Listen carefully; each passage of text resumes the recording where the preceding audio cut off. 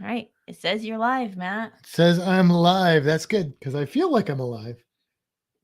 You gonna do that joke every time? I know it's getting old, but so am I. So I can keep using the joke. I think that's how that works, right? Sure. Yeah. I feel like I'm really low.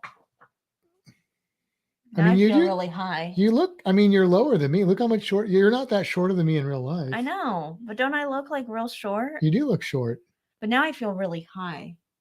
I don't know. I can slouch down or something if you want. That's all right. There we go. We got a couple people there. Hello, couple people out there. So what's interesting? We have a special guest tonight, Todd, and we had him on in here just testing everything out, making sure everything's working. And I've noticed this before with other people too. It doesn't matter who the person is, but the way this setup works, like I have my screen down here so I can actually see what's going on, but then the camera is right there. So like when I'm having a conversation with somebody and they're on the screen, my human instinct is to look down to make eye contact.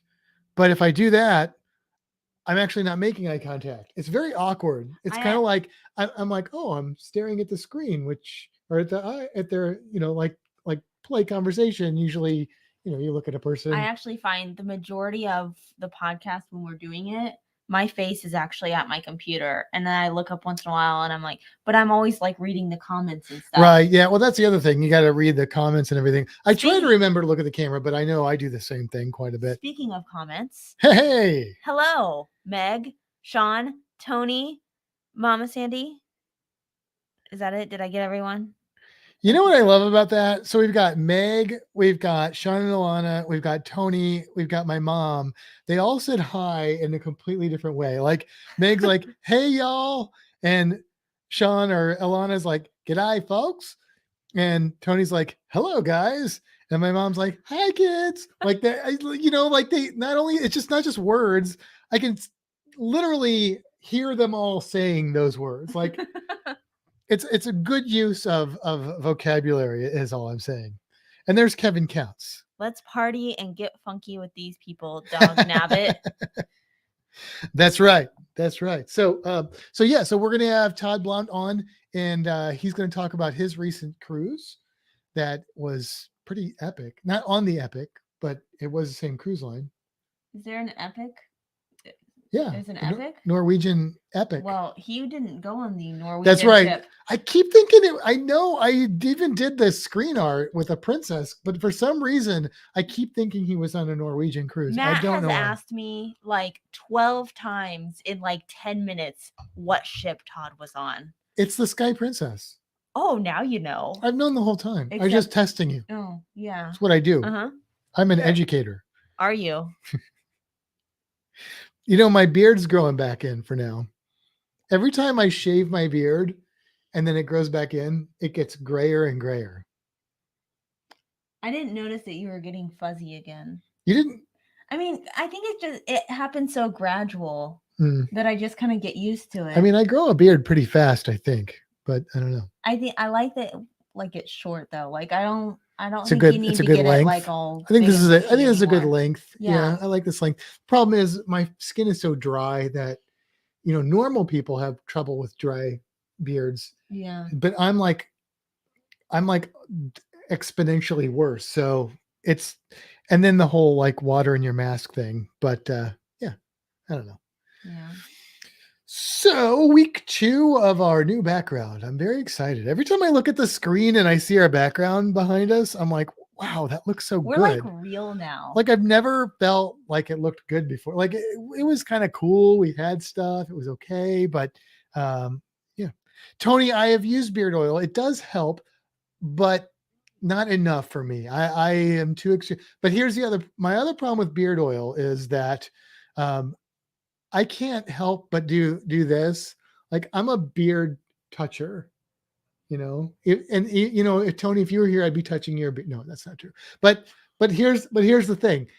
When you have the glasses and you touch the beard and then the oils get on there and it's really hard to clean. So I end up with like gross glasses all the time. I do enjoy beard oil though. Like I have some beard oil that has wonderful scents. I would let you guys smell it, but smell-o-vision hasn't been invented yet. So You can let me smell it, Can't and do then it. I can you react. smell. I know. Well, you like some of it you don't. Yeah. Some of the beard oil I like, you like, and others you're like, nah. Meg likes that we put the shark. Actually, I put the shark in the middle. It's very nice. Yeah. It's good. It's good. We got Willemstead, downtown Willemstead right there.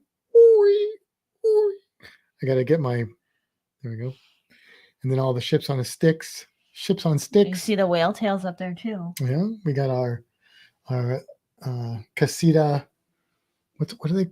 There's a name for the Day of the Dead girl. Lady. Oh, I can't remember it. But anyway. I didn't turn the light on our coconut. Oh no. You can't really see it. I know. It doesn't show up why. in this. Yeah. Beard butter helps as well. I also touch my beard all the time. I mean, I think we can be adults and admit that we touch our beards, Tony. It's about how much you put in and when. It shouldn't be making a mess other places. I know, but it gets on my fingers, and then I guess I touch my glass. I don't know. It works okay for me, but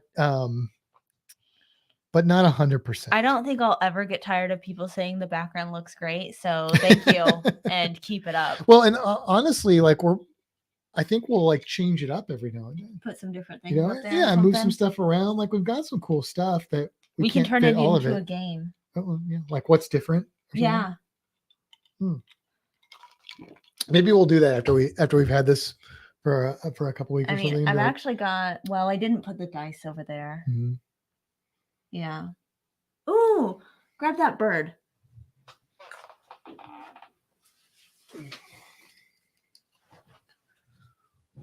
Grab the bird.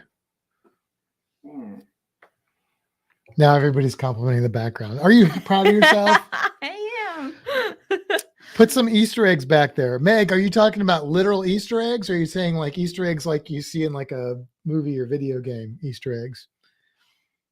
That's an interesting idea. We could hide something in the background and then I don't know. I'd say we'd do a prize, but we're not very good at actually sending those out. Matt, you were almost using the lyrics of a Divinals song. I don't know the Divinals, Sean. The bird ruined it. The whole thing sucks. Wow. Nice, Tony. Oh, shots fired. So you remember that cruise you have booked? I accidentally canceled it. I'm sorry. And kept the money. So if you're wondering what's in the golden glass tonight, it's ginger ale and ginger whiskey. Oh. I was in a gingery mood. You didn't offer that to me. I did offer it to you. You offered a drink to me. Well, this is a drink. I walked in. She was talking to Todd. They're getting everything, make sure it was sorted out. And I walked in and I was like, and she was like, "No, I'm just having water." So, but I didn't know that's the drink you were having. I mean, I could have made you anything that we have. So. It's fine. I'm drinking water because that's what I was given. Oh, I touch myself. Is that the band that when I think about you, I touch myself? Oh, I better be careful, or we'll get like the YouTube. Yeah, because you're singing. I sounded just like it. Water is hydrating, Meg says. All right, Tony, should I move the bird? Is it really that bad? You know, great blue herons are really cool birds. You put the bird up there, and he kind of gave you the bird. I think that's what happened. I'm a little upset. Well, good. Cheyenne's making him drink water right now. That's good, Tony. Drink lots of water. Stay hydrated and get better, my friend. So, yeah. So you can keep giving Kimbra trouble because somebody has to. Because you're not enough. I don't give you trouble ever. Hey, why don't you want to save it for the end or? Yeah, he's sleeping. Let's leave him alone. If you stay tuned after the credits, we'll bring Reno up because he got his hair cut today, and he looks like a dog again instead of a rag or a shag carpeting. So a rug, a shag rug, Reno rug, a Reno rug. Yes. I call him Reno Bug.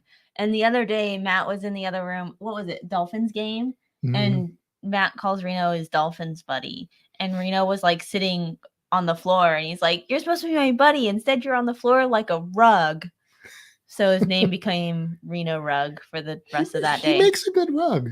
When he's fluffy, he doesn't look like a rug at all right now.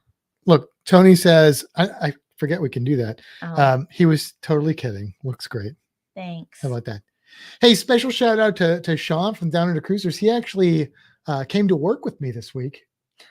All the way from Australia, made an appearance in our Poison versus Venom homeschool class with some 12 to 14-year-olds, and they got to ask him questions. He told them about some stuff. It was funny though, because this group of kids, it's a really good group of kids, and I didn't teach the class actually, because somebody else taught the class, but I came in for that part. And as per usual, they're very talkative. They ask lots of questions. Put Sean on, they all got quiet, and they were like, I'm like poking them with sticks. They're just nothing. It's weird. I've never seen them like that. I guess speaking to somebody from another country, and they were all like, well, you don't usually have guests virtually or at all there. So good evening, Rails, Tails, and Trails. And what is Tony saying here? Well, Meg said that Reno is not a good rug. Oh, he is a good rug, Meg. He makes a great rug. No. Yeah. Reno is not a rug. He looks like a rug. When he was all fuzzy, laying on the floor, he's about the size of a bathroom mat. He's not that big. A small bathroom mat. Like the one that goes in front of the toilet? I don't know. Smaller. Maybe the one that goes in front of the sink in the kitchen? I don't know. I mean, I'm not saying you should step on him. I'm just saying he looks like a rug. Okay. If you did step on him, it would be an honest mistake. That's what I'm saying. Reno, bug is a wonder spoonerism. What? Switching the beating. Beano rug. Reno bug. Reno bug. Oh, thanks, Sean. It was cool. It was a lot of fun. Yes, it was pretty cool. And it was really early for you. It was very early, so that's appreciated. Actually, sometimes we do adult things. We haven't for a while at the aquarium with the whole pandemic and stuff. We used to have like our learning department would come together for what's called a think tank, and we would have different topics. It would be really cool to have them on for that. I guarantee you our learning team would love to talk to somebody from Australia or someplace, something like that. Yeah. And it's time. You'd get grilled, not on the bobby, but you know. Are you ready? Hello, cruising on the high seas. Yes, I'm ready. All right. We're going to start the podcast. For those of you that don't know, we'll probably interact a little bit with the chat, but for the most part, we're going to do the podcast for approximately an hour. Especially since we'll have a guest on this one. Yes, we will have a guest on this one. He's pretty cool. And after that, we'll roll the credits and then we'll chat some more.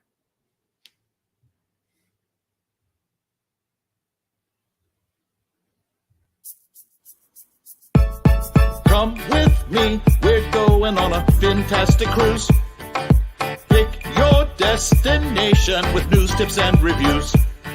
But here is an item you might not have thought of. All of the things under the water. Nature surrounds us with elegant features. You can't go on a cruise and not see the creatures. So let's make some magic, let's get ecstatic. Instantly classic, maybe romantic. The wildlife around you, cinematic on your fantastic cruise. Bon Beanie, and thank you for joining us in another episode of Fintastic Cruising. Did I say in? Anyway, I am Matt. And I'm Kimbra. And we're the Down Under Cruise. No, that's somebody else. We're not the Down Under Cruisers. We are Fintastic Cruising, or if that's confusing, it's the Fintastic Studios YouTube channel that we're simultaneously on, as well as Facebook, or you may just be hearing this podcast in the future. Since we're talking about all of our fantastic things, let's go one step further and talk about Fintastic Travel. Can we do that? Sure. You're going to jump right in there. All right. Well, you said Fintastic Cruising, Fintastic Studios. That's true. There's also Fintastic Travel. There you go. Which is our travel advisor name. Yeah. Tell us about it, Janet. We book things. But we can definitely book you on this group cruise that we've got going out in 2023, March, on the Carnival Pride out of Tampa to Grand Cayman, Roatan, Belize, and Cozumel. We want you to join us. Fintastictravel@gmail.com. There you go. Did I miss any important parts of that? I don't think so. If you want to know what the ship is like, a couple episodes ago, That was last episode. You know what? I don't think I changed the number in the episode thumbnail no. tonight. Last episode, which was actually episode 222, we did a whole like virtual ship tour of the Carnival Pride. So, and yeah, we'll be talking more about the islands and stuff as we go through the time between now and then. But yeah, so here's another sort of fantastic cruising related thing. Some of you know I do artwork, and that's one of my many hobbies, my two many hobbies. And so I made a new design that I have available on Teespring, link in the description below. Stickers and t-shirts. I'm going to show you this design. It there we go. It says live fast, die young, because who knows better about living fast and dying young than an octopus. So if you are listening in the future, you'll have to go over and check it out. It's also posted on the Fintastic Cruising community, but I got my sticker samples in, and I also got a couple of t-shirts, which I really like the way that they came out, especially since our guest Todd has the same taste in music that I do. And this reminds me of an old like punk rock t-shirt or something here. So I've got this one here. I think I've got them in color too available. I'm not sure, but I think I did that for the t-shirts. I'm almost 100% sure. And then this one here. I'm not young and I don't live that fast, but I like the expression. I think it fits an octopus very well. It does. The shirt, however, would not fit an octopus because they have way too many arms. I mean, if you made more slots for arms. I don't make the shirts. I just make the design. And where would it even go? There's not a lot of printable space on an 8-arm shirt. Go over the mouth part. Underneath? Yeah, Nobody'd so see then it can't eat. It's just a bad idea. Yeah. I just forgot I even Okay. brought it up. Anyway. Just forget I even brought it up.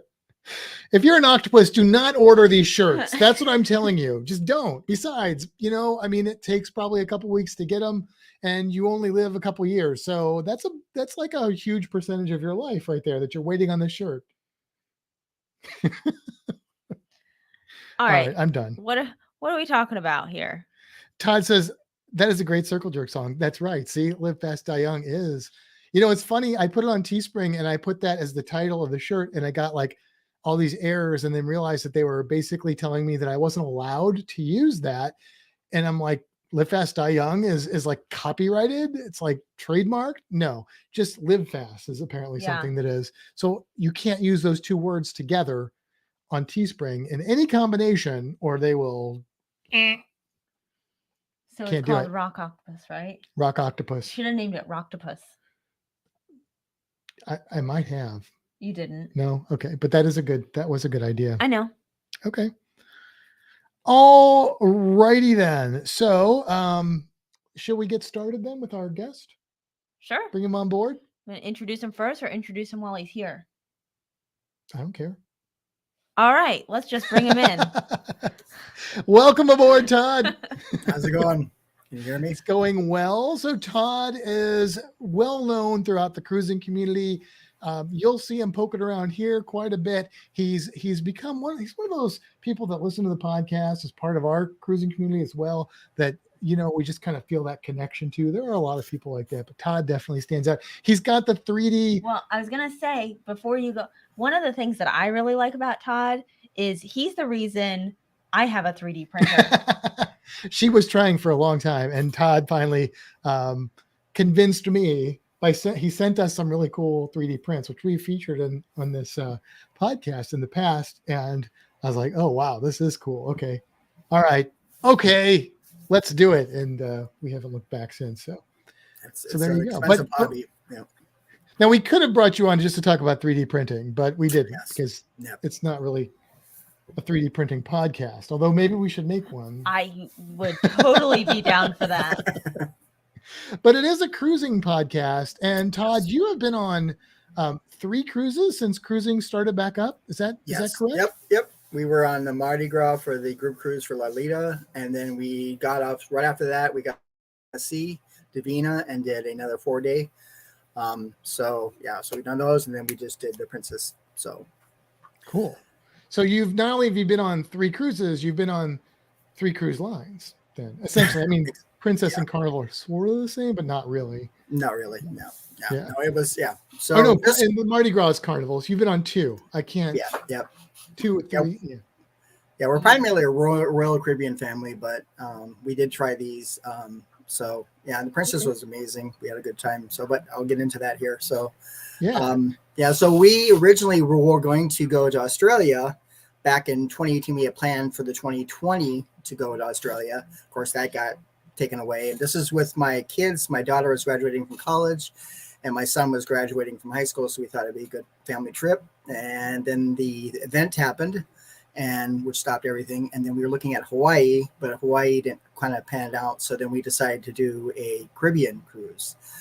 So we chose the 11-day on Sky Princess. So, which that's awesome. Like the longest cruise that either one of us have been on is 8 days. So that is awesome. 11 days has got to be like, there's never a cruise when I'm like at day 7 or 8 and I'm like, I'm ready to get off the cruise.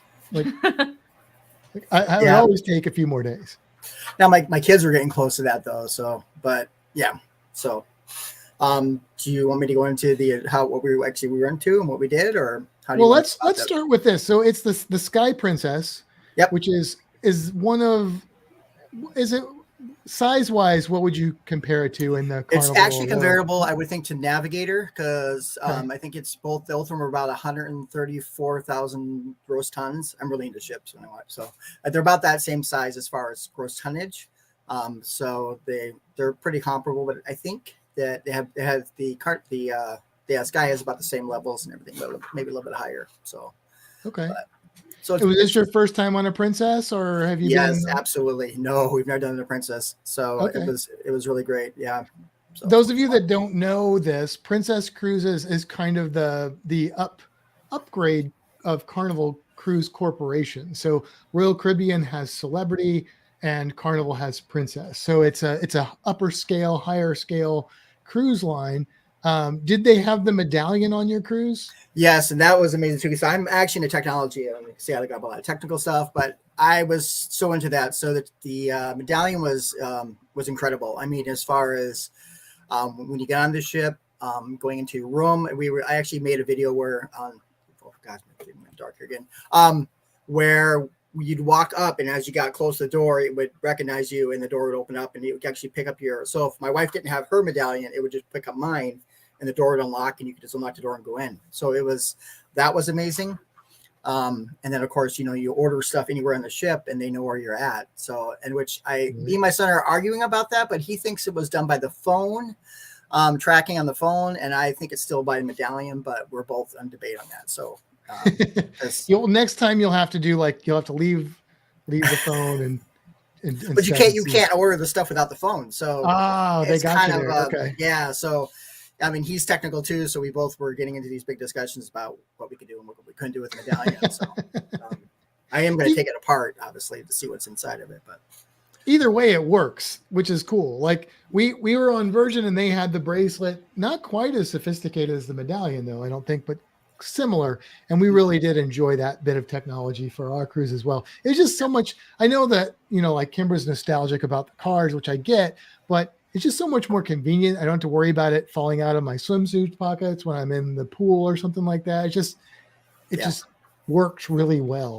I like the Bracelet. Yeah, no, I know you do. You just want that collectible card. If they would give me an option to get the card just to take home at the end with it, because I just want the info on the card since they don't have a keychain. Well, the Medallion does actually say the date that you cruised and has all the information on there. And so it's all within that one Medallion. So it shows everything. And they have in their area where they sell everything, they actually have collectibles. You can buy books and you can put them all in there, and people apparently collect all their medallions. And Oh, see, now why That's the doesn't thing. Virgin do that? Well, they've only got one ship. Give them time. They are about to have 2. But right now, this is one. Yeah, well, so- they're doing it wrong. they're Virgin. They usually don't go there. I have I have nothing to say that I went on that cruise. I mean, we made a whole ranty video about it, so. Right, but I have no physical Right. item I got you. to I hear add you. to my physical. I understand. We're not talking about No. that though, so. But the one thing it does do too is, I guess for the good news, my daughter was a little nervous about this. She's 24, and I don't know if it's her age or what, but they're all worried about the event. But we're all vaccinated and everything. But she liked the whole contact tracing piece of it, because they can know exactly where you are, who you were with, and everything just by that. So as far as that, it makes that part easier. But I mean, that was really cool too. I just thought it was cool all around to have this. I don't mind being tracked. I actually do security for a living, but I thought it was really fun. So, track me wherever you want. I want to see where you can find me, if you can find me. Especially when I'm on a cruise ship. Like, you're welcome to I'm not hiding anything on a cruise ship. So it's good to be able to find somebody if you're on a ship. Well, we were debating how far the signal would go. So like if I jumped off the ship, how far would it actually track? But we didn't want to test that out. So right. No, I thought about that too. Like if you have a person go overboard, like it's waterproof. So especially if it's nighttime, like if it's got a range, it might make it easier to find the person. But I don't know. We're guessing 20 to 30 feet. But we saw actually the radios all around. We were looking all around the ship for the radios. So we found most of the pucks everywhere. They're little pucks and they're located all over the place. So it's usually within 20, 30 feet. So when you get the door, it unlocks, but if you walk away from the door, it will lock again. So you have to it just knows that kind of distance. So okay, so probably wouldn't do you a whole lot of good if you fell overboard. No, probably wouldn't. No. 20, 30 feet. Like I say, we didn't want to test it either, but yeah. But maybe they'll get to a point where they have some sort of GPS tracker for people. So if somebody does fall overboard, like that would be a safety thing built into it or something like that. Yeah. I do real quick. Meg asked if I kept the bracelet. Yes, Meg, we did keep our bracelets from the Scarlet Lady, but it says nothing on it but Virgin Voyages. It's got our names on it. It's got our names on it. But it doesn't tell me when I went. It doesn't tell me where I went. It doesn't tell me what I went on.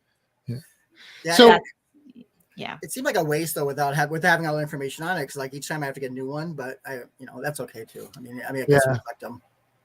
I like the idea of like collecting the. Yeah, I think that's cool. They have a whole book and everything, so like you could just open up and add each time.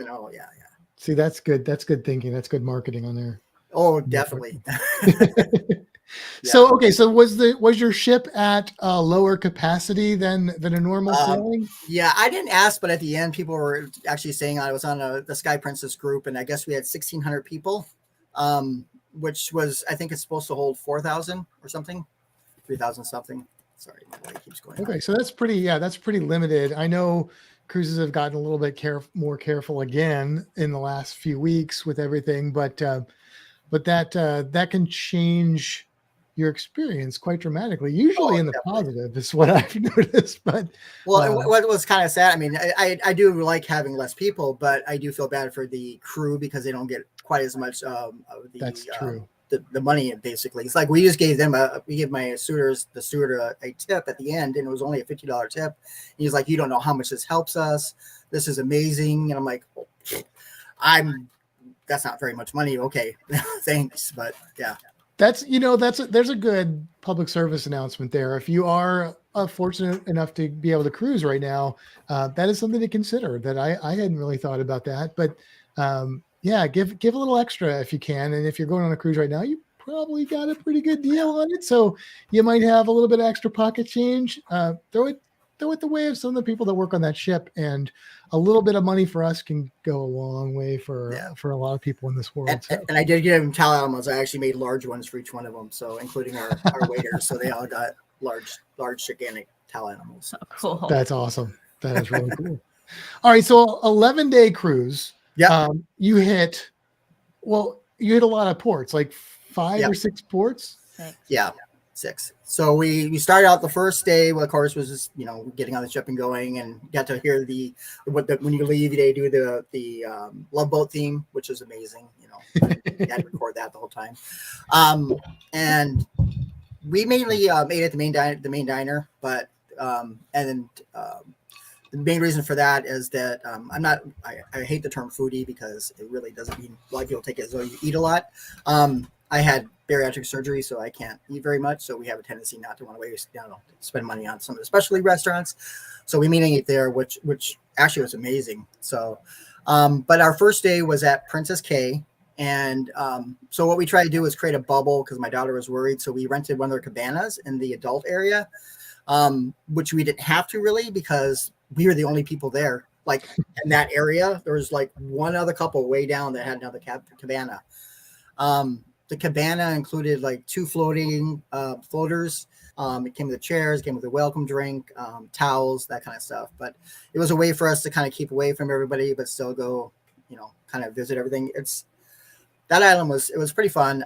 The snorkel, we wanted to snorkel, but it was too windy, so we didn't get to do any of that. So we went to the water a little bit, ate, kind of hung out. That was more of a relaxing kind of day, to kind of just relax and decompress.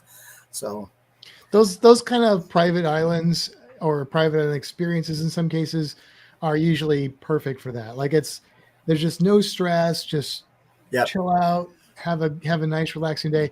And you made a good point. Like, so some people are concerned, and I certainly say it's justified to go on a cruise or do anything in our current state. But there are some things you can do on a cruise and there are ways you can cruise that would actually make you really safe.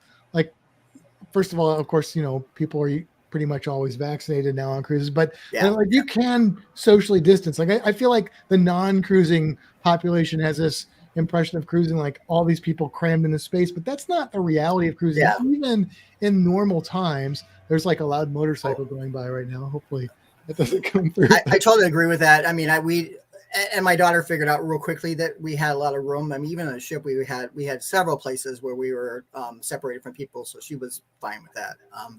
But we had created this thinking there was gonna be more people, and there wasn't. So it worked out to our benefit on that. Cool. So that was good. I would say as far as private islands, though, I think MSC's private island is probably my favorite. It's just really beautiful, and they have a lot of really fun things. Like they have sky night.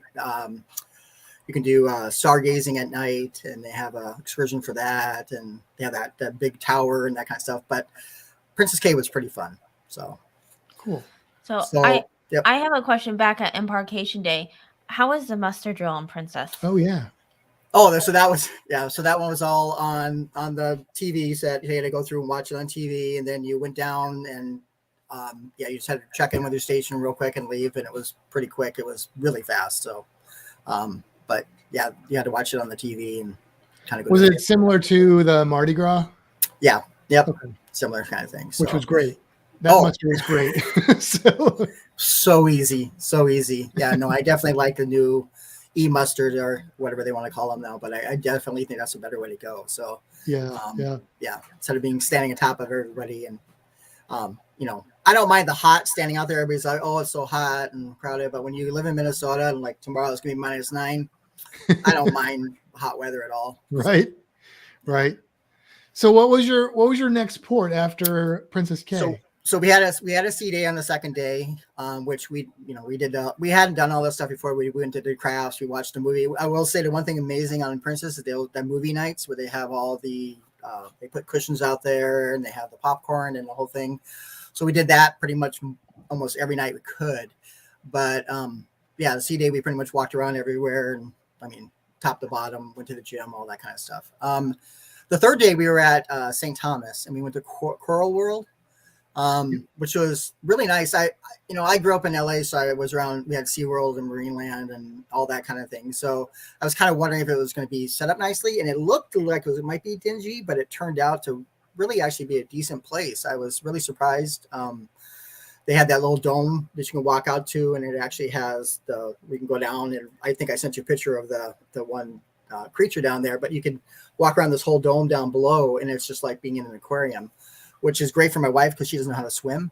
So for her to be able to see all that underneath was amazing. And they had the dolphins there where they were trying to they're helping them to get back. And so that was amazing. So it was really a lot of fun. I was surprised. It was really actually clean. It was it seemed like I don't know as much about how they take care of animals, but it seemed like they were really taking well care. It looked like all the tanks were clean. Yeah, I had a similar reaction to that place because I went there and I wasn't sure what to expect. It's definitely small. But the people that were working at like the touch tanks and things like that, they were very knowledgeable. Their information that they gave me was all accurate and it was good. It was presented in a friendly, fun way. It's cool. You can walk down into that little submersible thing like you're talking about. And if you're doing like the helmeted dives, they do those right there. They do several other excursions take place there. And the drive there can be a little terrifying, but it's very scenic. Scenic is a good term. Yes. Very scenic. So, but yeah, that was really, really nice. We did that one. Like I said, my kids are older, so they're 23 and 20, but they enjoy doing all that and seeing all the turtles and different animals. And so it was a good, family time. So Todd, while we're at this point then, because I'm going to do a different thing for the cruise creature, but I took that photograph that you sent me. I actually color corrected it a little bit to try and figure out this is what you saw, right? Yep. And that little tube there was like poking out and it was kind of like, So that tube, how big was that approximately, like the diameter of that? The diameter of the actual tube itself or the whole piece there. It was like a 3-inch pipe. It was like a good 4-inch pipe. It was like a drain pipe. Okay. So I am about 95% sure that what we're looking at here is a common octopus, which is the biggest octopus that you see in the Caribbean. And I can't point to it, but to the left inside there, you can see like a circle, which I believe is the funnel of the octopus. And down at the bottom, you can kind of see an arm coming up there. Yeah. I can't see it super well, but and they will squeeze into things like that. So that is my guess, is that's what we're looking at is an octopus. Oh, okay. Well, we were thinking it was like a sponge or something. We weren't sure. We were just like, it looks like an arm with sucker discs though. Yeah. It was just like kind of down there dangling. We're just like, was it moving at all? Or was it just, it was just kind of going with the tide. Huh. Yeah, I'm not 100% sure. And it was hard to do a shot. I mean, I was shooting through a window, so. Right. But it could be. I don't know, but a sponge wouldn't usually grow in there. I think that's what it is, but I can't give you 100%. But that's what it looks like to me. So that's what I guessed when I first saw it too. Yeah, which is really cool if that's what it was. Which, I mean, that's usually how I see them, is scrunched up in a hole like that. I was amazed by how many fish. And sometimes you see the eye looking at you, and you might see some of the arms wrapped around or something like that. Weird that it would be dangling out like that, though. That makes me second guess myself a little bit, but I don't know. It's pretty cool. But there's so many fish around it. It was like everything was swimming around. It was because I mean it's the ocean, so it's not actually it wasn't actually an aquarium. So you actually got to sit with all, and there were so many fish. It was really, really fun. And the aquarium itself is, which I like this. Some people don't, but I like that it's all Caribbean fish. So when you go there, you're basically, the ones that are living there are all things that you would see if you went snorkeling or scuba diving or on a glass bottom boat or something like that, which I appreciate, because when I'm in an area, I typically want to see stuff from that area so that I know what's there and things like that. So it's really cool. Do they have a sea lion there? No, we didn't see that. There was some things closed because of the time of year. So there was a few of the exhibits that were closed, but they didn't have any shows really or anything like that. That was like kind of all shut down. So they brought like a sea lion they had us go inside there's like a little area that has little aquariums in it that you could walk around in. They brought the sea lion in there with us. So it was like almost as close to me as Kimbra is. And they just like had to do some tricks and stuff. It was a very intimate experience. And that's one of the cool things about going to a small aquarium like that, is that you're not usually going to have the massive crowd that you'd have like a SeaWorld or Florida Aquarium necessarily. And so often you'll get a very almost one-on-one experience. It's not going to be, you're not going to be there as long. It's not going to have as much stuff, but the quality that you get, especially if they have good staff working there, can be phenomenal. It's the same with the place in Ocean World in Dominican Republic. Yeah, same type of thing. Yeah. Okay. Very Yeah, cool. the dolphin staff was really amazing. They sat and talked to us forever, and yeah, that was really a lot of fun. So one of the nice things too, because it's St. Thomas, and St. Thomas is a U.S. territory, is that they do have more guidelines and restrictions than like someplace might have in some of the other Caribbean areas. Although I have to say, all of those type of facilities, which I haven't visited a ton of them, but the ones that I have visited have seemed like they've been doing things on the up and up. Like I haven't seen, the only one that I don't like is the dolphin thing at Costa Maya. I just think that pool is way too small for a dolphin. But other than that, though, most of these places are doing a really good job. So cool. So our third day, the fourth day, we did a beach day. We were in Antigua, and we did a beach day. We went to Runaway Beach, and that one they gave you the chairs. They included a welcome drink, and that one we did buy some chairs. So we bought some. If you wanted a umbrella, that was like $10. So we got that. So I was trying to go out there and snorkel, and it drops down really quickly at Runaway Beach. So you're walking, all of a sudden you just drop into like a thing that comes back up again. But it was too windy again, so I couldn't really see much. So we just stopped that and kind of hung out. But it's a really nice beach. It seemed like it was a really nice beach. The people seemed really nice. The lady that was working there was having trouble having people keep their mask on, and she's trying to say that, look, I'm trying to keep my business going here. We're trying to keep going. We're trying to create a bubble. She was pretty upset at a lot of the people that came in, but it's unfortunate. People, be respectful, people. Come on. Yeah. So, but it was good food. They had, the drinks and everything there. But it was a pretty decent beach. I haven't been to any other beaches around. I know there's some better ones around, but that's the one that we had booked. After we got there, we started reading more, and we were like, oh, we probably should have gone here. We should have gone here. But it was a good time. I mean, really, like, again, for my kids, it was more about they just wanted to relax. They don't really want to do a bunch. They're in their 20s. They stay up all night, then they want to sleep all day. So what is the port of Antigua like? I've never been there. Is it industrial? Is it touristy? Is it authentic? Like, what is it? What would you describe the vibe as? So the Antigua one, I'm trying to remember. Yeah. Oh gosh, I'm trying to remember that one. I already forget. See, I'm 54, so I forget things quickly. That one wasn't too bad. It was a little more. It wasn't really like businessy or kind of like industrial. It was a basic port. But one thing about Prince is they get you right on things right away, so you don't see much. You're basically on the ship or on the bus, and you're out of there. So it wasn't the cookie cutter like the Del Sol's here and the diamond thing is here and No. And some of them they actually had cruise ports that you see at places. Exactly.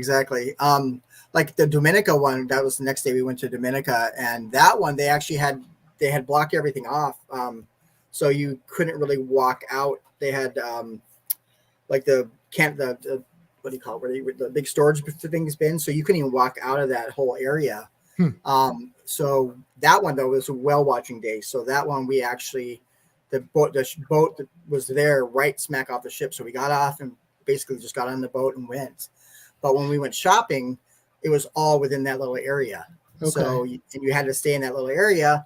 They did have some taxis and it would take you out, but it was very limited on where you could go. And was that a COVID restriction thing? Yep. Yeah. That one's pretty tightened down. But we still were able to, like I say, all the shopping was right in that little area.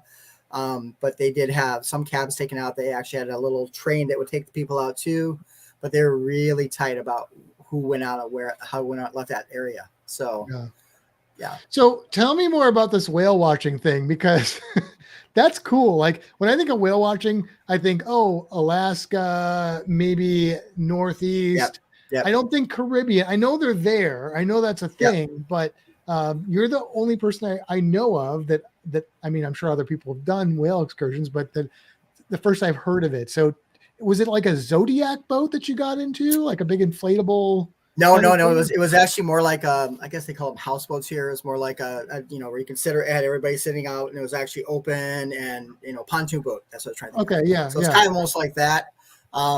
It was really, really kind of rocky and everything. My daughter got a little sick on that one, but he basically says, we might see some whales, we might not, and like within 5 minutes we saw whales, and what the whales are there are sperm whales.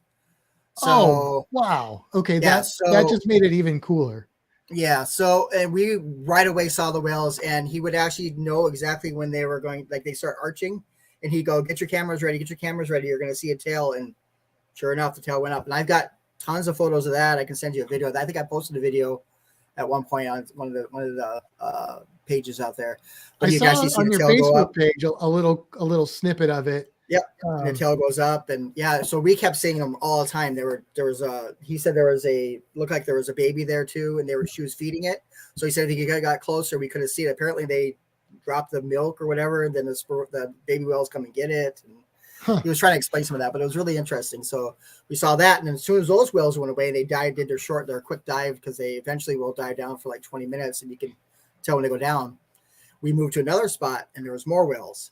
So we ended up seeing, probably within the first hour and a half, at least 10 to 15 whales. Nice. It was, and then basically after that, he's like, well, we can just go in. There's really no sense. But we did stay out there for a while and kind of drove around it. But going along that whole area was really pretty. It's I got a bunch of pictures of that. They have the little towns all around that. So they actually take you, obviously they don't want to come back straight in because you'll be doing this one. So they kind of go around back to the side of the island and kind of run you along the island so that you're close to the shore. So you see a lot of the shores you go around. So they took us to around a couple hot springs are out there, and different things like that. So that was fun until we got back to the ship. That just took us all around the whole island. So that was a really, really good trip. That's awesome.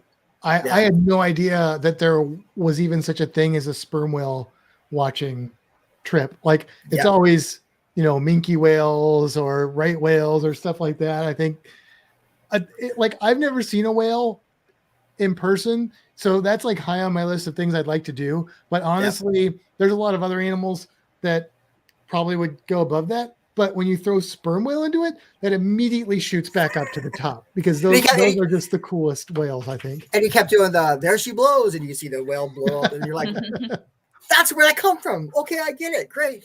Yeah. So that was because you'd see the whale sperm blowing up the it was fun. That's awesome. And they did explain a lot. I mean, they were constantly telling us about the babies and how everything was, and so that was really fun. So we saw that the whole time, and then that was a great day. Fun fact: not the cruise creature again, but sperm whales create such a loud sound when they're doing their echolocation that they actually can stun their prey through the sound. Yeah. It's like one of the loudest sounds it may be the loudest sound in the animal world, but it can really mess you up if you are in the path of it. Apparently they actually had an echo thing, so they did put in the water, and they had speakers so you could hear the whales. So that was really cool. That's how they actually knew that they were around too. So then they had two other ships. Oh, that's cool. They had a couple other boats around, so they would all run to the same area, and they kept putting the stick down there for the water. I mean, I happened to be sitting next to it, so I got hit by it a couple times, but they would drop that in, they could hear it, and then they would echo on that, and then you would go to the next spot, and it was a really great trip. So my whale fact: a bubble from a whale fart is big enough that a human can fit inside of it. But now if you can bottle those up and sell them in jars, I mean, I know that's pretty popular now. Right. Who knew that was a thing? Right. That could be a money maker right there, just trailing after the whale fart. Here's the question: would people pay more for like a celebrity fart or a whale fart in a jar? Sadly, I think it'd be the celebrity fart. It doesn't really matter, because you can get a lot more of a whale fart in jars. So That's you can right. just sell more of them. Definitely. Yes. Moving on. So the next one we did was Grenada. So we went on a tour of Grenada. We went to the Fort Frederick, and saw the forts, and it was a pretty good tour. We did that one. Then we went to it's ETANG, so I guess Etang Tropical Rainforest, which has got the waterfall, all that, so it was really beautiful, lots of flowers, and that was really pretty. You were really down like southeastern Caribbean area with these islands. So did the islands look different? Did it feel different than being in, say, like the Bahamas or something like that? We actually talked about it. We actually really like the South Caribbean a lot better now than we did. I mean, we go to Nassau now. We don't get off the ship anymore. We've done enough stuff that we've seen things. I mean, we actually one day toured the whole thing and ended up in parts where the cab drivers would pull over and go, "Are you sure you want to walk around here?" And we're like, "Yeah, we're fine." And he's like, No, really. Do you want a ride? And we're like, "No, we're fine." And then we end up walking through a garbage dump and a whole bunch of stuff. But anyhow, it made for a great time. I mean, it's a way to see the culture.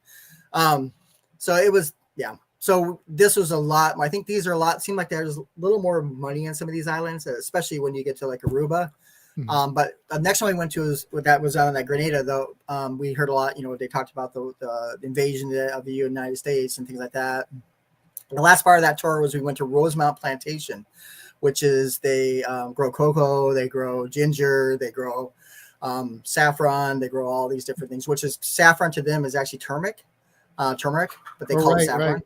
Yeah. So we ended up getting spices, and they showed us how everything was grown, and so that was really fun. And then the guy was telling us that everything he has there can cure cancer, so that was amazing. But it was fun. It was really amazing. If I need that as an excuse to eat more curry, I'll take it. and half of the stuff there also cures COVID. So of course. It was amazing. So basically, I think I'm ironclad. I got all the things, so I'll never get it. But that was a really neat little thing. It was supposed to go on a different one, and apparently it got shut down. So we ended up going to this one, which is really a family run, small little one. But it was overall, it was really beautiful. And that was neat because we went through all the back roads of the island of Grenada. I mean, we went everywhere. It was pretty much the whole day driving around in this bus. So that was actually really a lot of fun. Did Grenada seem like really third world-ish, or did it seem a little bit more like there's a little bit more money there? How did it feel in that way? I think that definitely COVID has affected them, but it seems like there was it's funny because you see these beautiful houses, and then you would see the cardboard houses, and then you see a beautiful house, and then you see a cardboard house. So yeah, it like some of the islands I've been to, you see an area and that area is they painted or whatever to make it look decent, and then you go up, you can see the bigger houses. They were all intermixed together. Okay. But it was, all the people were really nice, and it was really good. It was a lot of traffic on that one, but it wasn't too bad. So, but then, so that's what we did on that one. And then we had a sea day. And then we did more. We actually went to the captain's talk and did the navigation talk. So we learned about how they navigate the ship, which was fun. I'm kind of a geek that way. So, cool. So questions yet, or I just continue on? No, it's good. Yeah. Just keep going. Let's just keep going forward. Cause I was so excited when I was looking at your cruise and figuring out all the port stops you went. And I was like, man, I've never been to that island. Never been to that island. Never been to that. So I was like really excited to hear about these things for good reason, since, whale things. I mean, come on. Although the whale thing was like probably the top of all the things we did. Although my kids would think Aruba was probably the best, but so that was the last one we did was the Aruba. So what my kids did is they did the beginner scuba. So they take them out, they take them to a pool. They kind of learn how to do it. And then the professional divers go out first, and they brought them out there. My son didn't get to do it because his mask kept filling up, and he kind of freaked out a little bit. So he just kind of sat above the water and kind of watched it. My daughter got a private tour. So basically the guy ran around the shipwreck and everything and showed her stuff. And he's like, oh, you have amazing buoyancy. And she used to be she used to do synchronized swimming. Mm-hmm. So she knew how to lower, and she used to lift the people up and throw them. So he's like, you really need to go take your test soon. You're really good. Yeah, if you're comfortable in the water, scuba diving is really easy. So if she has that experience, it's just going to make everything so much more simple. she kept having all the divers go, "Are you sure you're not certified? You really know you have your buoyancy is amazing." And so she was really proud of that. So what my wife and I did was we did a cultural tour there, which was really neat. Going around Aruba, and like all their signs are kind of, because they're kind of Dutch influenced. So a lot of the signage everywhere is kind of Dutch influenced, like the road signs and things like that. So we went to the museum through there, walked around, basically learned about the culture and about Aruba. And it was a little more political, but it was okay. It was pretty much how they're pretty much kind of taken over by Curacao and things like that. They have to get everything from there and how they're kind of run. But it was a good tour. I mean, I really enjoy going to do culture tourism. Every time we go to some of these islands, we try to do something like that just to find out about the area first. Like Nassau, we did a food tour, which, you can learn a lot about the culture on that kind of thing. But so that was really amazing. And we were sitting right next to I think it's called the Free Wind, which is the Scientology ship when we got on. So we were waving at them, We're like, hey, we're free. I think you posted pictures of that, right? Yeah, we kept yelling, we're free. Right.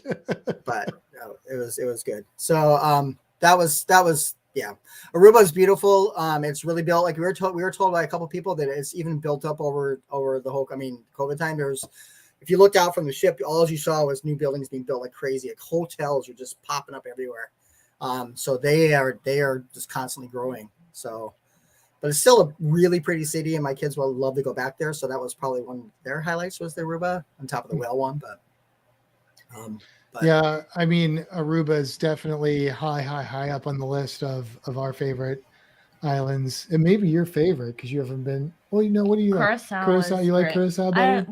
They're so close. I don't know. They were both good geographically and cool wise. There were things about each of them that I really liked. Yeah. Haven't been to Bonaire yet, but yeah, I love that. I love the Dutch influence in those islands too, and the architecture and everything. It's just everything about it. Yeah, the people are so friendly. That all the people I've interacted with have been wonderful. Of course, that's a very different feel because it's got this more of a desert type of environment, habitat, but very cool. Very neat. But I'm going to talk a little bit about the ship real quick, and I don't know if you need to get on here. Yeah, but, one thing about the ship is when we found out this, we're old. I'm in my 50s, but we had people there. A lot of people were like in their 80s and late 70s. And so it was, as far as like, if anybody's worried about color, everybody wore their mask. And if they did forget it, it's because they forgot. They literally went, oh crap, and they ran back to their, and they got their mask. So that whole thing, the entertainment was kind of set up to kind of for that kind of crowd. So I didn't really enjoy the entertainment as much on the ship. The comedian was a lot more that kind of juggling kind of thing. It kind of reminded me of MSC's entertainment, but everybody has their own entertainment, so it just wasn't right for us. But it was still amazing. It was still fun doing everything. The room service on Princess is over the top. There's nothing you can't order, and my son tested it, so he got everything that was on the menu, and more. He just kept asking. They kept bringing stuff to him. He thought that was the best, just sitting in his room and ordering food. Nice. So, but you can order everything. It's all included. They have burgers included. Everything's a part of it. It's not like you can pay extra when you do on some of the other ones. It's all of it. They bring you drinks, everything. And you try to tip them, of course, but they had everything was available. It was that part was kind of cool. You could just order anything you wanted. But so that was fun. The ship, like I think you guys saw, I walked on the Sky Bridge. That's really amazing on the Princess. Sky Bridge, so cool. Yeah, so you walk around, and at night it's lit up, and you can see right down below. And so each side of the ship has that, so you can walk on and walk across that Sky Bridge, that was really a lot of fun. Was it scary at all? Was it like, I don't know if you're a heights person. I am definitely afraid of heights, but as I've told people before, I have always told my kids if I don't test myself on my own fears, I can't tell them to stand up to their own fears. So I just kind of did it. But once I did it, I was like, oh, this is not so bad. So I did it a couple more times, but probably because it made people nervous, and I probably being a punk, it's kind of fun going, see, nobody likes it, so I want to do it. So there's still a little bit of that side of rebellion side to do that. So, but no, that was amazing. And the adult pool area was really nice. There was nobody there. Like we were there, me and my wife would go up there, and the jacuzzis were the hot tubs were empty. So so you can hang out there. They had the pools were pretty much empty, but it was really nice up there. So, but Cool. it was a nice ship overall. I really liked the ship. I would do Princess again for sure. Like I say, other than the entertainment, but you can make your own entertainment, on the ship. You can rock around everywhere, which we did, and there's always stuff to do. So the food was excellent, but as far as what I know, because we ate the main dining room, but everything was good on that. So as far as like your experience with different cruise lines, and I know different ships can be different, there's a lot of factors that go into this, but like where would you rate Princess with other cruise lines that you sail overall in general?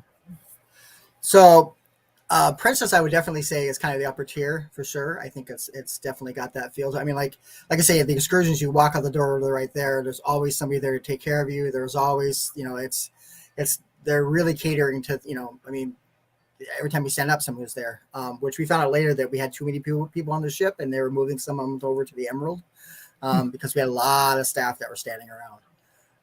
But I would say it's pretty far up there. I think it's even better than Royal. But again, like you said, there's Royal, then there's Celebrity, there's Carnival, and there's Princess. So it's that kind of a thing. So it's the Target and the Walmart kind of thing, or the Target and the Macy's or whatever kind of thing. Right. So, right. But yeah, we went on Mardi Gras. We're not big Carnival people, and it seemed a lot like the other ships, but I really want to do the Carnival experience, like you were showing the Pride and some of the older decorations, which we watched a lot of the videos from other vlogs, and we're like, it wasn't like that at all. So I still want to experience the Carnival experience. Yeah, Mardi Gras definitely. I mean, it is a Carnival ship, but it's definitely a different type of Carnival ship than we heard that from everybody. We heard that from everybody. They're like, this is not what we're used to. This is not, doesn't seem right. So it's like they stepped their game up to try and compete with the big Royal Caribbean ships and stuff. And I don't know if they got there or not, because I haven't been on the huge Oasis ships, but they definitely impressed us as far as Carnival goes with the Mardi Gras. But there's something to be. I enjoy all the ships for different reasons. Exactly. And sometimes I like that old work. Our first one was a Majesty, and then so then the best one we were on was Harmony, because of the water show, the aqua show at the end was just amazing. So very cool. So that's pretty much it. We had two days, and then we came back home, and so now we have a few 24-hour days, I think, until our next cruise. And nice. Off again. That's the way to do it.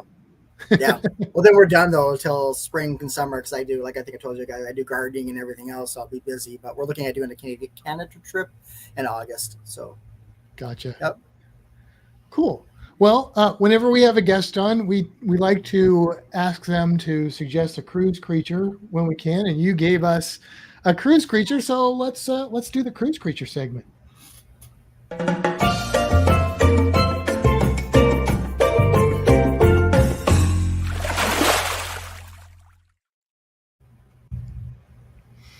All right, Todd. So we asked you to come up with a cruise creature, and you said, well, I saw this weird thing in the pipe, but then you also said thresher shark.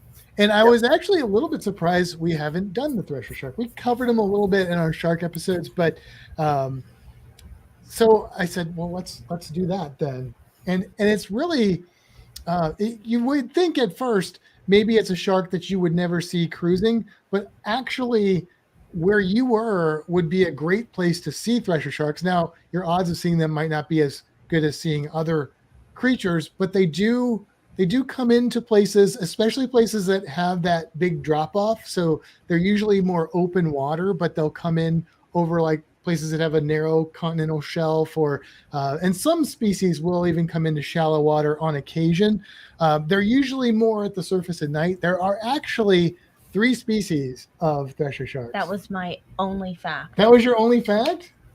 Oh, how many species of thresher sharks are there? Matt, did you know that there's not just one? There's actually 3. We were at lunch today, and I'm like, I got to research thresher sharks because I know a little bit about them, but I need to like research.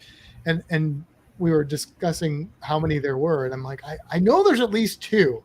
But that's what I said. There's 2. There's the one with the big eyes and the ones without. So all 3 of the thresher shark species are mostly in their, well, they have huge ranges. So basically subtropical, tropical parts of the world. One of them, though, the pelagic thresher shark, is not in the Atlantic at all. So the other two, all the way across the planet, like a giant belt. For whatever reason, the pelagic one doesn't come into the Atlantic Ocean, but they all have some things in common. So I'll talk about those first. Of course, the thresher shark has that elongated caudal fin, or that top of their tail is really, really long. And that is because thresher sharks have a really cool strategy for hunting. And here you can see the three species, the common, the big eye, and the pelagic. And they're shown size appropriate as well. So the biggest one there, the common, is going to maybe get to, what is it, about 16 feet. I think the record is something like 19 feet. But 50% of their body is tail. So here's what they're going to do. We can put that. I grabbed a video from, You want that on there? from the Discovery Channel. Some good shark information from the Discovery Channel for a change. Yeah, go ahead and put that on there, and we can talk over that, right? Yeah. So basically, what they'll do is they will swim around. They'll circle around a school of fish, and this may be laggy here, I'm not sure. And they'll kind of get them into a little ball, and then they'll use that huge tail, and they will whip at the school of fish. And I've seen things that say they can whip at like 30 to 50 miles per hour. I even read some stuff that said they can hit so fast that they create the little bubbles because they're like forcing the gases out of the water. But what a cool strategy. Then once they've stunned the fish, they will go back through and they will eat the ones that they have stunned, which is a really, really interesting thing. Now, some other cool things about them, or interesting things about them, they don't have long lifespans. So the Greenland shark may live 400 years. Thresher sharks are like looking at 20 years. That's their lifespan.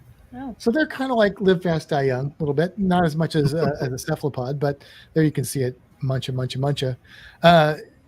They are ovoviviparous. Do you know what that means, Kimbra? That means they lay eggs, but they come out like live. Yeah, so they don't lay the eggs. Well, right. They have eggs, Right. but they're born inside and then come out. So they're non-placental. So they're not true live bearers, but their offspring are in egg structures, not shelled eggs, of course, that are inside mom, and then they hatch essentially, or kind of break through a membrane, and then when they're born, they appear to be born live. What's interesting though is that two of the thresher shark species usually have two pups, and they have two uteruses, so they get an extra uterus. What did you ask me earlier, Matt? I said, how many humans only get one, right? I just wanted to make sure. The other thresher shark species, the common thresher shark or Atlantic thresher shark, actually will have sometimes 4 pups. Is more common for them. So I guess they have twins in each uteri. Is it uteri? Uteruses? I don't know. I don't know what the proper Octopus is octopi. Right. I don't know what the proper terminology is. But the other cool thing or interesting thing is that the babies, when they're inside mom, after they hit about 4 or 5 inches, they will start eating the other like eggs, like the probably non-fertilized eggs in mom, which has a term called oophagos. Oophagos? Oophagous, which is a new term to me. I learned a lot researching these sharks today. So basically you have the pelagics, which are the smallest ones. They get about 10 feet. Remember, that's like a 5-foot body and a 5-foot tail. And they're not in the Atlantic, and they're usually in pretty shallow water. Then you have the big eye threshers, which, go ahead and put that big eye thresher. I did a artwork based on a photograph 6-7 years ago now. These are the big eye thresher sharks, and they are about 11 to 13 feet. The females do get a little bigger. That eye, though, can be up to almost 4 inches. So it's a huge eye, and it's also, I don't know if I captured it properly in my drawing, but it's actually taller than it is wide, and it bulges out as well, so they can see up. And this helps them because what these guys do is they will go down deep into the ocean up to maybe 1,600 feet during the day, and that protects them from sharks and big things that would eat them. And then at night they will swim up to less than 300 feet and they'll eat. So having big bulgy eyes helps them like see silhouettes above them in the dim light. So that's pretty cool, That is right? cool. That's really cool. And let's see what else. That by the way, that's called vertical migration. A lot of plankton will do that too, or some plankton will do that as well. They will also compete, or we think that they compete with blue sharks. And so where you find blue sharks, you don't find big-eyed threshers, and where you find big-eyed threshers, you don't find blue sharks. So they're like negatively correlated with each other, which is interesting. I like blue sharks a lot as well, but that's kind of cool. Now the biggest one, the common or Atlantic thresher shark, like I said, 16 feet is the average, but the record is 19, and they might be able to get a little bit bigger than that. They have the same range as the big eye, which is basically the entire center of our planet, as long as it's in the ocean. They're not in like Texas or anything, unless they're in an aquarium. I don't think there's any thresher sharks in aquariums. A lot of those pelagic sharks don't do well in captivity because they just get stressed out and they just don't do well. But here's a really cool thing that is the case for the Atlantic thresher, and maybe the case for the big eye thresher, is that they are endothermic, which basically means, in a sense, they're warm-blooded. So normally if you would ask me what animals are warm-blooded, I would tell you birds, mammals, that's it. But there are a few kind of weird exceptions, and there are some sharks, including the Atlantic or common thresher shark, that has the ability to raise their body temperature above the surrounding temperature. And that is the definition of endothermic, which is kind of what we consider warm-blooded. Warm-blooded and cold-blooded are very antiquated terms that don't really fit reality very well. We need more terms to really define it. So they're also what we would call poikilothermic, which basically means that their temperature doesn't maintain at one level. So like, for example, mammals, most of them, except for like naked mole rats, we maintain a fairly steady body temperature within a couple degrees, unless we have like a fever or something like that. But poikilothermic animals, their body temperature goes up and down depending on their surroundings. Even though they can generate a couple degrees of heat, they're still subject to the outside conditions. So they're endotherms, but they're also poikilothermic. So I thought that was kind of cool. Another shark that probably does that are great white sharks, which I didn't mention when we did them a couple weeks ago. So, but there you go. That is it. That is the thresher shark, or thresher sharks, as it were. And you know what's interesting is, you said that is that your favorite kind of shark, Todd? Yeah, it was one of the ones in the book. I mean, the ones I played with as a kid were actually tiger sharks. My uncle would catch them. We had a little out in the ocean. There was a little pond, and we throw them in there and play with our G.I. Joes with them. But anyhow, that's a whole nother story. But, yeah, I always liked them for the book because they had the big tail, and I didn't know what it did. But I mean it's cool, right? So yeah, but you're in good company, because I know at least 2 or 3 other people who are like big aquarium people, and the thresher shark is their favorite shark. In fact, that thresher shark painting I did is for the person who's currently my boss. She wasn't my boss when I drew that picture for her. You know that's my favorite, right? I know it's your favorite. Yes. Okay. It's yours, it's Katie's, and there's somebody else at the aquarium who I think it's their favorite as well. But anyway, you're in good company. So that's it. Thresher shark. Well, I was going to say I have 2 takeaways from this, but we just talked about one of them being thresher sharks is also one of my favorites. But the other thing is I knew this, but I just like really realized it because I'm sitting next to you like at this very moment. When you get excited and like get into teacher mode, you start talking like twice as loud. Yes. Well, you have to project when you're speaking. Yes, but you have a microphone. The audience is now deaf. Well, I mean, I have to do the editing on this. Sorry about that. Yeah, I go to a school, and there's like 150 kids, and I'm usually holding animals. So sometimes they'll offer me a microphone. They're like, "Do you want a microphone?" I'm like, I can't hold a microphone. Like, "Oh, are you going to be okay?" I'm like, "I'll be all right." Although I will tell you, when I got out of practice because of COVID, and even this happens to me a little bit after the end of summer, although I do a lot of those during the summer, typically, sometimes it's a little rough on the vocal cords coming back and doing that. It's also rough on the ears. It's rough on the ears. Sorry. I just talk fast when I'm nervous when I start talking about stuff, especially I go a mile a minute. Well, Todd, thank you so much for coming on and sharing your experience. That sounds amazing. What a great cruise. That I sounds like an know. awesome cruise. It's Some awesome. amazing ports. Yeah. Sperm I'd highly whales. recommend them all. Yeah. Yeah, I mean sperm whale. Come on, that's like as cool as whale sharks, I think. So that may be cooler because I know a few places you can see whale sharks. That's the only time I know of that. I'm sure there's others I'm not aware of. Probably in California there's more. Yeah. But anyway, thank you so much for Yep. joining us Yep. and coming on the podcast tonight. Yep. Thank you. Yes, thank you indeed. All right, should we wrap it up? Sure. On that note, it's time to head for the horizon. And until next time, seize the day. Have a fantastic week, everybody.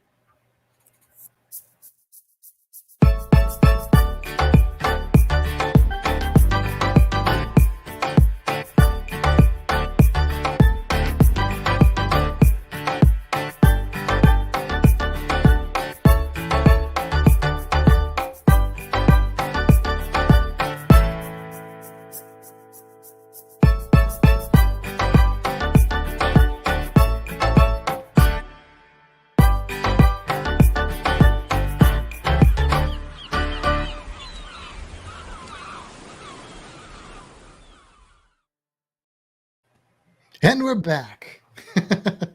Okay, I have to tell you this, Todd, when you were talking about the entertainment on Princess, it reminded me, I did a Holland America cruise one time, and Holland America has that reputation for being a more elderly cruise. And I was cool with that because I'm like, Yeah, I'm old. not going to the nightclub and stuff. Like, but I'm sitting in the room waiting to get on the cruise in the terminal, and here comes somebody in a walker, comes somebody in a wheelchair. And I'm looking around and I'm thinking, I'm outnumbered. Like, they can't call these people first because that's the entire cruise.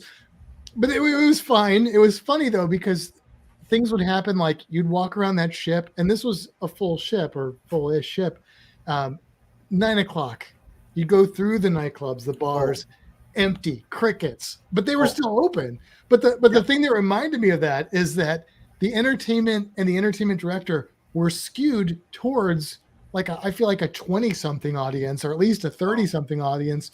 And so like they did their version of the Love and Marriage show, and it was awkward because they were making jokes that just, I mean, not that older people can't have a dirty sense of humor, but they were like, it was just weird. It was just very bizarre. And it just didn't seem like they were not clicking with this young, like, cruise director who was just like very energetic, in your face kind of.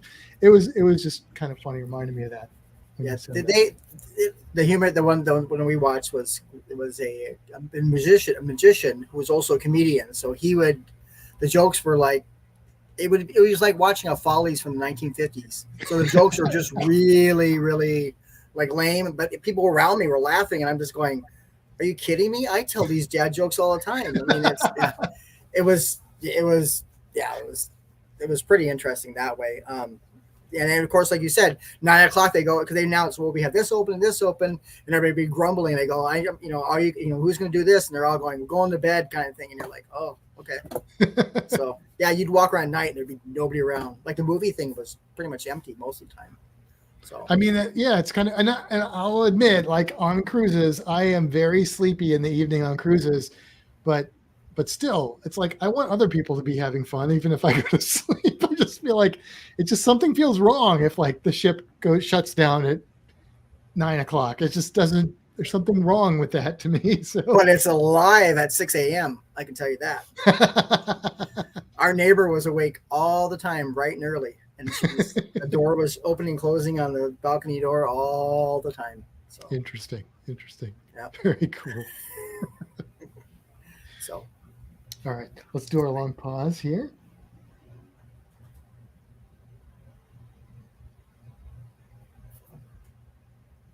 Is that long enough? Yeah, that'll do. It's awkward when we have to do the long pause. But all right, so let's see if I missed any comments. I think we had a lot. Reno got a haircut. Oh, my mom says great guest with so many great places they went. My mom would have like lost her lunch on that pontoon, I'm sure, but she would have had a fun time. It was regardless. rough. That was really rough, but yeah. Dan's going to try and stream from Alaska. That'd be cool, Dan. Cool. All right. Well, so you printing anything? Actually, I'm printing more of my elephants. So hold on. Bring that. That is huge. No, it's a bunch. So of there's little all the ones. different Oh, elements. okay. I'm printing 6 at a time. So Okay. Yeah. That's cool. So so I'm trying to get ready for the Navigator C ones. I give them away, so I'm trying to get them all prepared. So Did you give some? You didn't give some away on this last cruise, though, right? yes, I did, and they stayed there forever. And like I gave away ducks too, and they actually weren't really going anywhere. So it was interesting. I think it's because of the crowd. I think they saw them and went, "What are these? Somebody left them there." But you said you gave some of those to the room stewards? Yeah, it's funny. The actual, I think the waiters and waitresses love them the most. So I gave them to a lot of the waitresses, and they all had them hanging off their keychain, walking around. So I saw the elephants everywhere with different waiters and waitresses and stuff. But That's the awesome. the people, I had a few people that posted, because I do have a Facebook group page now with the animals on it. So a few people posted a couple pictures, but yeah. I mean, like I say, they always want me to sell them, but as I was telling Kimbra, it's a lot of work, and I have a life, so Yeah. I'd rather just give them away. Yeah, it takes how long does it take to print a thing of? Well, each one. So the 6 of these today took 10 hours. So, and then I got to take off, and of course, you guys know what supports are. So I got to peel off all the supports. I got to clean them all up, and then I got to jam the thing through their skull.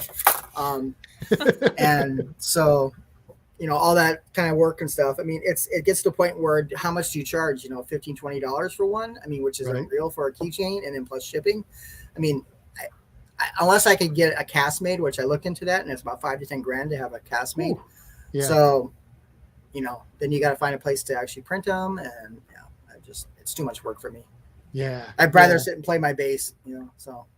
That's cool. Yeah, it's definitely a fun hobby.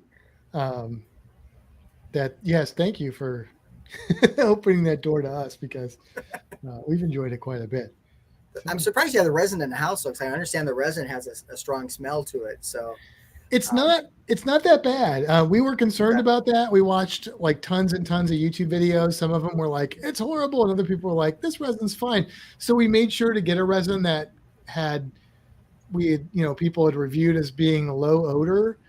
We've got the little vent thing on there, the filter on there. And then the first time we printed, we were really paranoid about it. So we cracked a window. There's a window behind this. And we thought, well, we could close the door and then we could just stay out of that room. And it felt like the first time we did it, it was kind of a stronger smell. It's smelly-ish, but while it's printing, like we basically come in, get it set up, leave the room and shut the door. And then when we come in, we put our mask on. We clean everything up, and then, we shut the door again. Like we don't, like right now, the door's open and it's in this room, but it's not smelly because it hasn't been doing anything. Yeah. So if it's like fresh out of the bottle, it's got some smell, but we don't like sit around in it. Yeah, but it's not that bad. I think some of the resins are, but this resin that we're using, it's not that bad. And I wouldn't want to print in a room I was like living in all the time. Like I wouldn't if this was like our living space. Yeah. But one that you can come in and out of, it's not. And once you get that lid back on there while it's printing, it's usually not too bad. It's mostly when you just pop it off and you're getting them out and rinsing them off and stuff. And then some people were complaining about the cleaning them, which is basically just isopropyl alcohol. Yeah. And I'm like, okay, curing too. I know you got to cure everything too. Yeah. But the isopropyl alcohol, I mean, it smells like alcohol. It's not like something I would use as cologne, but it's not like horrible. It's not like skunk or something like that. So, and you can avoid it. Just stay. Well, and we got the machine, so we just have the bucket and we put it in there. We push the button, and then like it does it for us, so we don't have to like sit there over the alcohol and be like scrub it. It just does it for us. And then we put it on the plate, and it goes around, and it's got the UV in it and stuff. So it's a process, We but got all the fancy machine. So now It's is more- everybody asleep now as we're talking about this? You know? yeah. Well, 3D printing has gotten so affordable now. That's the thing. It's just getting more affordable all the time. And then we'll just get more printers. Right. Yeah, because we want to get it's FDM, right? Yeah. We want to get an FDM that's what we printer have. like you have, because there's bigger projects we'd like to print where the resin's not really great for that. So eventually we'll probably get there. I just printed a VR stand for my wife's Oculus. So yeah. Huh. So Nice. Yeah. You want to bring He Pop was up? sitting up here for I a know, while. but did anybody say anything? No, nobody I don't know said if they saw anything. him. We have lost a lot of people tonight. Yeah. sorry. No. It's not, I'm sure it's not that.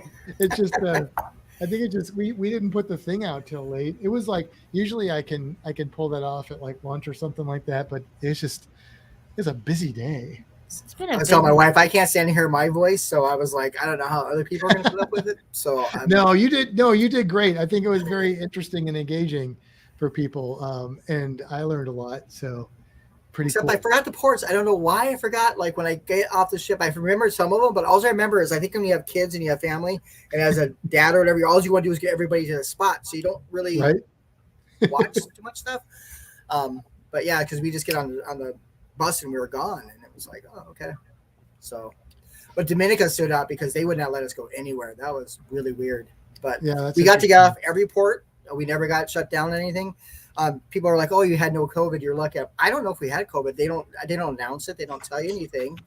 So we didn't see any less staff. We didn't hear anything. So I mean, every place. And as a matter of fact, I think it was Dominica.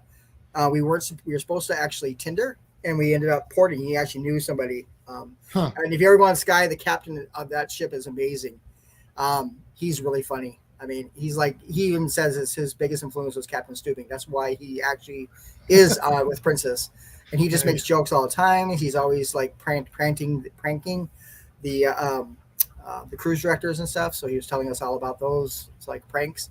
So like he'll tape all their stuff down, so they can't get up. He'll like tell them they have to call the second steward. They'll call them and say that there's an emergency, and they'll call them and they'll go, "What are you talking about? There's nothing going on." So he like pranks like everybody on the ship. So That's awesome. That's really cool. Cool. There was something else I was gonna say, but now I can't think of what it was. what was it? What was it about? I have no idea because I'm 50. And so Animals, printing, work. I have no idea. I have no music. idea. How much Music, yeah. How much you like me? So, well, we don't want to get mushy on here, and we'll get a different audience that we don't want. So music. We do need to talk about music while you're on here because, there's a lot of people in the cruising community, but there's only a handful that share our musical taste. So you grew up in California. Have you been like a fan of kind of punk rock, new wave music from the earliest early days? on? So I'm 54. So when I was, I guess the first time I saw something, I don't remember it because I was 12, but I was there with a friend, but I saw the Germs play. Yeah. I saw Pat. Yeah, and I saw Pat Smear play with a lot of bands because he used to hang out a lot around there. I used to hang out a lot with Red Cross. We used to go see them a lot because they used to play at the Cafe de Grand down in LA. I've got to see. I mean, I saw the Femmes at a little place called Fender's Ballroom with only a few people. I saw Flipper there, but I don't remember a lot of Flipper. Yeah, yeah. So. Which that song, the Ha Ha Ha song, I used to play that for my kids when they were kids, and we used to listen to that in the car. Yeah. So although now, if they now they know the lyrics, they're like, "Why'd you play that for us when you were 7 years old?" I'm like, "I don't know, it's good." But yeah, I saw Nick Cave and the Bad Seeds with, and I saw that show. It was Jane's Addiction opened, Lydia Lunch, and then Nick Cave. Oh wow. So, yeah. That's cool. Yeah, so I've seen a lot. I've seen, Black Flag. I saw them back when they had Keith. I saw them with Henry Rollins. So, yeah. That's cool. Yeah, I missed. I'm just a little bit younger than you. I missed Black Flag. I saw Henry Rollins on his first tour when he went solo, but I missed Black Flag by like 2 years or something was the last time they had toured into the St. Louis area.